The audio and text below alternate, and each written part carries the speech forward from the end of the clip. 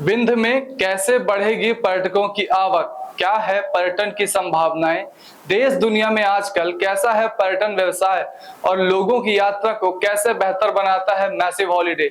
इन्हीं सब मुद्दों को लेकर खास बातचीत करने पहुंचा खबर आप तक भी रीवा स्थित मैसिव हॉलीडेज, जहां पर हमसे खास बातचीत की है मैसिव हॉलीडेज के फाउंडर राहुल शर्मा ने। हमसे खास बातचीत के लिए मौजूद हैं मैसिव हॉलीडेज रीवा के फाउंडर राहुल शर्मा जी। बहुत बहुत स्वागत है आपका राहुल। नमस्कार उदित जी।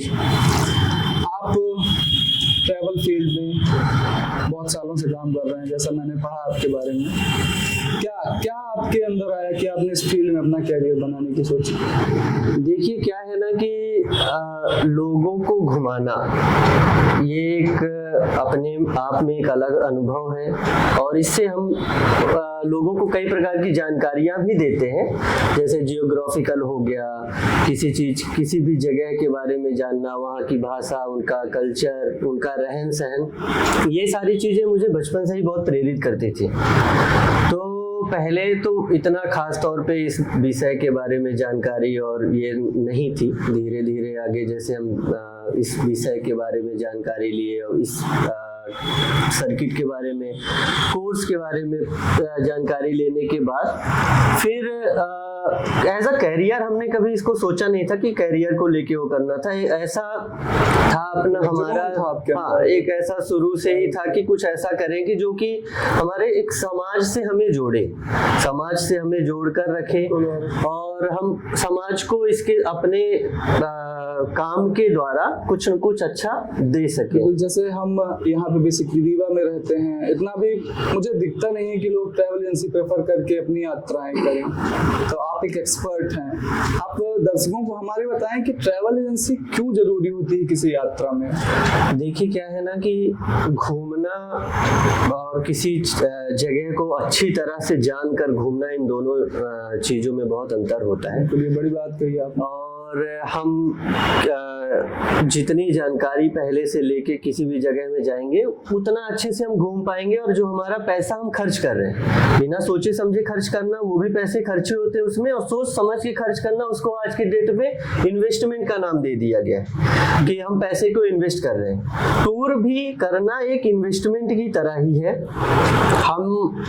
हमें एक अलग तरह का नजरिया मिलता है किसी भी चीज को देखने के लिए, उस जगह को घूमने के लिए।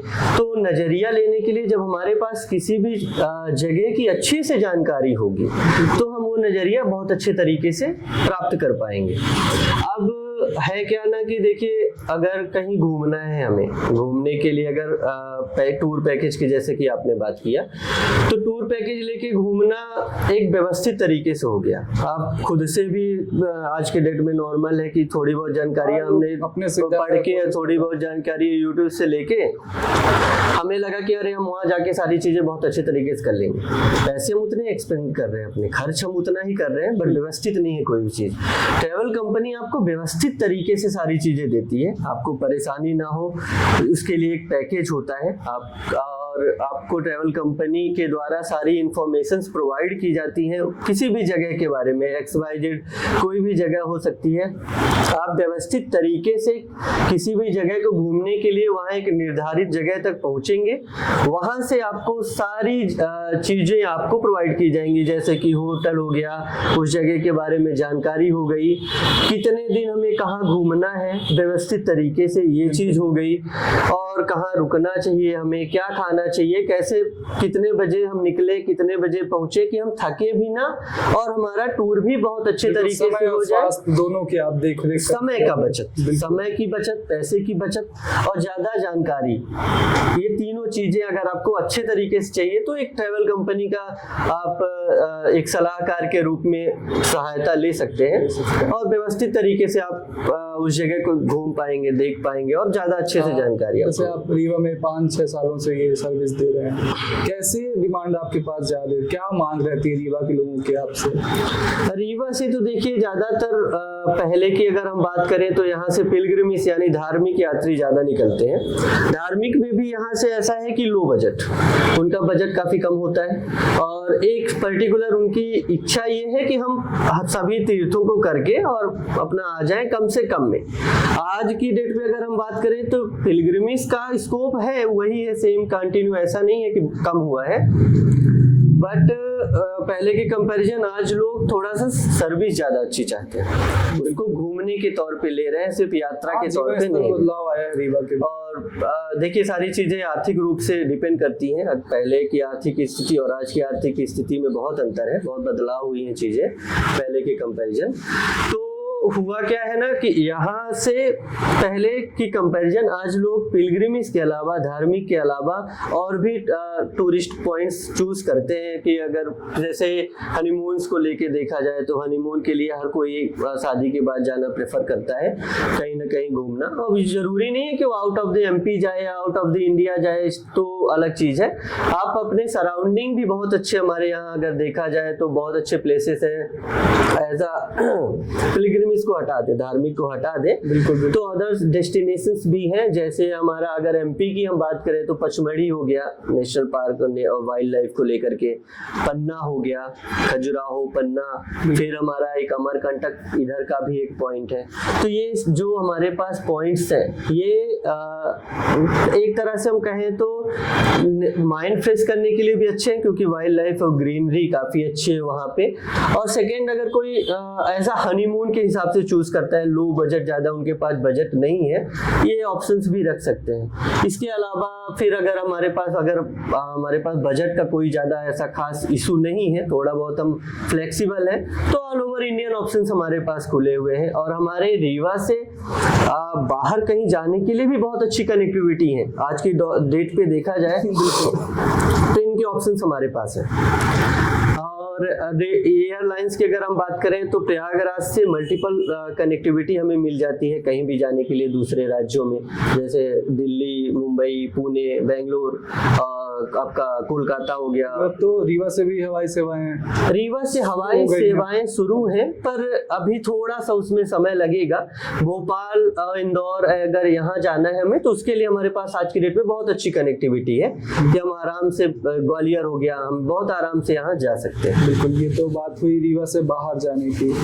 और रीवा के बारे में ये कहा जाता है कि ये मतलब वाराणसी, प्रयागराज का जो सर्किट बनता था पहले से लेके आज तक भी, मतलब महत्वपूर्ण भाग रहा है, लेकिन एक ओवरऑल इंडस्ट्री यहाँ पे दिखती नहीं है कि वो ऐसी दिखाई दे कि ट्रैवल टूरिस्ट यहाँ पे आ रहा है। नहीं, देखिए ऐसा नहीं है। रीवा का इम्पोर्टेंस रोल है इन सब चीज़ों में, क्योंकि अगर आप कहीं से भी अगर आपको जाना है बाई NH7 तो अब रीवा एक बेस पॉइंट है और रीवा में बहुत अच्छी चीज़ें भी हैं देखने के लिए। सबसे अच्छी चीज़ अगर हम बात करें जिसके लिए फेमस है हमारा रीवा, व्हाइट टाइगर सफारी, हमारा फोर्ट हो गया, आपका वाटरफॉल्स हो गए। एमपी का सबसे हाइट का हमारा वाटरफॉल भी यही रीवा में ही है। और अगर आपको बाया आप जबलपुर से बनारस जा रहे हैं तो भी रीवा हमारा सेंटर पॉइंट है। चित्रकूट हो गया, ये एक सबसे बड़ा पॉइंट हो गया। प्रयागराज हो गया, खजुराहो और नर्मदा जी का उद्गम स्थल हमारा अमरकंटक हो गया। तो ऐसे अगर चारों तरफ से हम देखें तो सेंटर पॉइंट रीवा है। रीवा से इजी है कि हम कहीं भी फुल डे ट्रिप करके देख सकते हैं। जैसे कि रीवा से हम खजुराहो, पन्ना फुल डे करके रीवा वापस आ सकते हैं अगर कोई रीवा से शुरू करे तो।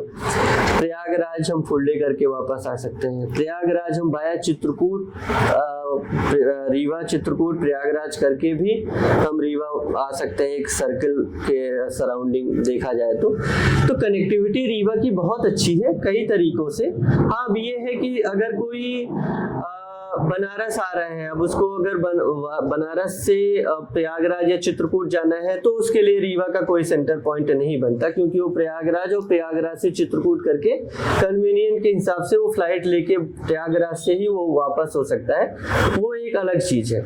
बोले। और एक मतलब जीवन स्तर में सुधार आया है, लोगों के आय थोड़ी सी बढ़ी है, तो अब चिकित्सा, स्वास्थ्य, शिक्षा ऐसे भी मुद्दे शुरू हो रहे हैं रीवा में, और आय बढ़ने से लोग रीवा के बाहर भी और देश के बाहर भी मतलब लोग चाह रहे हैं कि वो छुट्टियां मनाएं या शिक्षा ग्रहण करें या चिकित्सीय लाभ लें।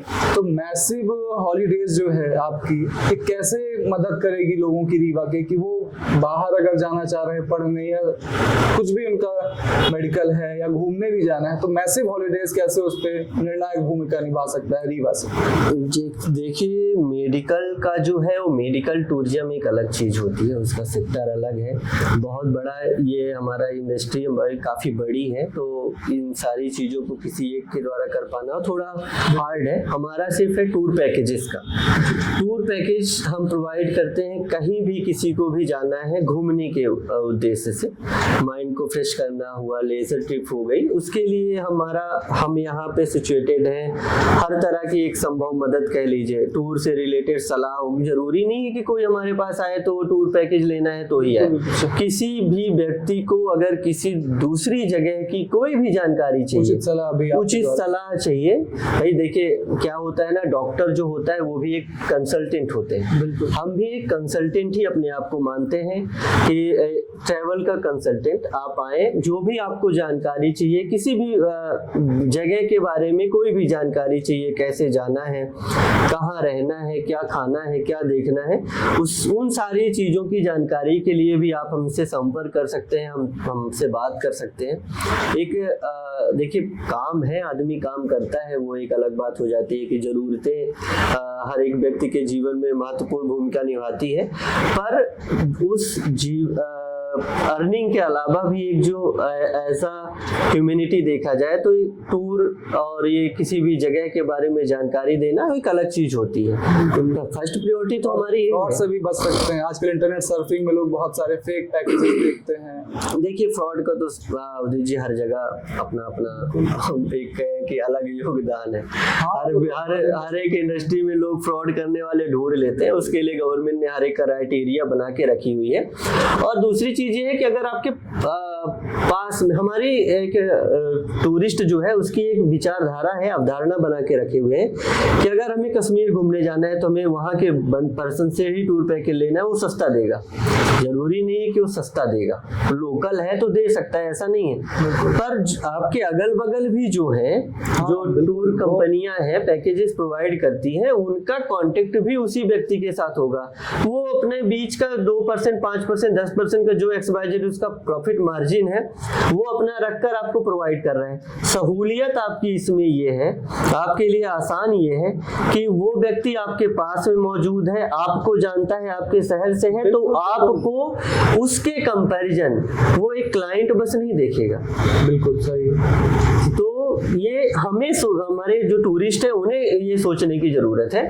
तो इससे वो फ्रॉड से भी बचेंगे और उनके लिए कन्वीनियंट होगी हर तरह की चीजें। लोकल अपनी भाषा में कोई बताने वाला अगर आपके पास है, मौजूद है, तो आपके लिए बहुत सहूलियत है उन सब चीजों को लेकर के, आसान कर देती है चीज। बातें बताई आपने। बस एक आखिरी सवाल मेरा आपसे ये रहेगा कि ये जो पूरा विंध्य का रीजन है, इस पे आप पर्यटन का भविष्य कैसे देखते हैं? देखिए, विंध्य में पर्यटन के भविष्य को देखने की जरूरत नहीं है। विंध्य हमारा पहले से ही एक पर्यटन क्षेत्र रहा है। जैसे कि आपको भी पता है, बांधवगढ़ नेशनल पार्क हो गया, बिल्कुल अपने आप में एक अलग अहमियत रखता है। पन्ना नेशनल पार्क हो गया।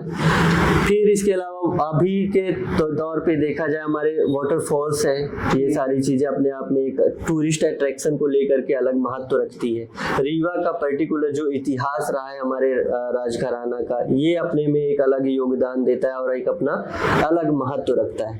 पर्टिकुलर ऐसे हेरिटेज मोन्यूमेंट्स नहीं है जरूर रीवा में कि तो उनका संरक्षण नहीं किया गया। देखिए, संरक्षण पहले उस विषय में अगर सोचा जाता तो हो सकता था। आज उस विषय में अगर बात भी कोई करेगा वो पॉसिबल नहीं, क्योंकि वो चीजें नहीं रह गई हैं पर्याप्त। तो और अगर देखा जाए ना, जो चीजें नहीं है उसके बारे में क्या ही विशेष तौर पे ज्यादा बात किया जाए। भविष्य के तौर पे यही है कि अगर हमारा बांधवगढ़ की कनेक्टिविटी, बांधवगढ़ में अगर सारी चीजें अच्छे से प्रॉपर सर्विस अवेलेबल हो तो इंटरनेशनल टूरिस्ट भी काफी अट्रैक्ट होते हैं। सेकेंड हमारा पॉइंट है आपका white tiger safari. White tiger safari अपने आप में एक अलग ही महत्व रखती है, हर चीजों को लेकर के अपना एक अलग ही योगदान देती है रीवा को एज अ टूरिस्ट प्लेस दिखाने के लिए। पर उसका प्रमोशन जो है वो मध्य प्रदेश सरकार की जिम्मेदारी है, किसी एक व्यक्ति की जिम्मेदारी नहीं है और ना ही किसी एक व्यक्ति के द्वारा वो संभव है। अगर मध्य प्रदेश सरकार white tiger safari, white tiger जो हमारा सेंचुरी बनी हुई है, अगर इसको थोड़ा सा अच्छे से प्रमोट करे, इस पे अच्छे से ध्यान दे, तो आगे आने वाले टाइम में निश्चित तौर पे अच्छा पर्यटन रीवा में आएगा। और रोजगार अगर लोग आते हैं, जैसे हमारा देव कोठार है, वो भी अपने आप में एक हेरिटेज मोन्यूमेंट के रूप में वो है, जगह रखता है। बहुत से ऐसे छोटी छोटी चीजें हैं। इस अब अगर हम जरूरी नहीं इंटरनेशनल टूरिस्ट आए तो ही टूरिस्ट कहलाएगा, डोमेस्टिक जो हमारे लोकल है वो भी अगर घूमने के लिए एक से दूसरी जगह लोकल में ही जाते हैं तो उससे भी थोड़ा रोजगार जो वहाँ के स्थानीय व्यक्ति हैं उनको पर्याप्त मात्रा में मिलता है। स्थानीय लोगों में भी थोड़ा जागरूकता की कमी दिखती है, क्या है कि अक्सर लूटपाट की घटनाएं भी हो जाती हैं टूरिस्ट प्लेस में। और देखिए उसके लिए जो हमारा स्थानीय प्रशासन है उसको देखने की आगे आना जरूरत होगा, जागरूकता फैलाए। वो अगर एक निर्धारित मापदंड बनाए, वहाँ के लोगों को जानकारियां दे, वहाँ की व्यवस्थाओं को प्रॉपर करे, अगर तो उससे क्या होता है ना कि उनको क्या पता किसी भी चीज के बारे में, उनके लिए तो कोई मापदंड है नहीं, कोई पैमाना तो बना नहीं है। उनके लिए तो ऐसा है कि कोई नहीं आ रहा था, कुछ दिनों पहले तक आ रहा है, उनके पास पैसे की कोई आमदनी है नहीं, तो उसको तो ज्यादा आमदनी के रूप में देखते हैं। तो उनकी कोई इतनी ज्यादा गलती कि ठहराना एक अलग बात हो जाती है, पर अगर उनको हम प्रॉपर तरीके से इंफॉर्मेशंस दें, अगर उन्हें हम बताएं, तो अच्छे तरीके से छोटे छोटे टूरिस्ट पॉइंट डेवलप होंगे और बहुत अच्छा इम्पैक्ट मिलेगा रीवा और अगल बगल पॉइंट्स को देखने के लिए। इसके साथ ही एक चीज और जोड़ना चाहूंगा मैं, मैहर शारदा माता का जो मंदिर है वो उसका परिचय देने की किसी को जरूरत है नहीं, सभी जानते हैं। रीवा से उसकी कनेक्टिविटी भी बहुत अच्छी है। तो इससे क्या है ना कि अगर हम रीवा को कुछ थोड़ा सा और अच्छे तरीके से डेवलप के रूप में देखें तो निश्चित तौर पर बाहर के लोग, बाहर से मतलब मेरा इंटरनेशनल से क्लाइंट, इनबाउंड का क्लाइंट नहीं है, हमारे दूसरे अदर स्टेट्स के जो टूरिस्ट हैं वो यहाँ आएंगे। और अगर सपोज दैट मैं कनेक्टिविटी की बात करूं तो जबलपुर की उतनी अच्छी कनेक्टिविटी नहीं है जितनी अच्छी कनेक्टिविटी एयरलाइंस में प्रयागराज की है। तो अगर कोई मैहर जाता है बाया प्रयागराज, अगर लैंड होती है उसकी फ्लाइट, तो रीवा होके ही जाएगा। तो रीवा का जो टूरिस्ट सर्किट्स हैं, जो टूरिस्ट पॉइंट है, वो ऑटोमेटिक डेवलप होंगे। ये बड़ी बात बताई आपने। हमारे चैनल से बातचीत के लिए बहुत बहुत धन्यवाद आपका।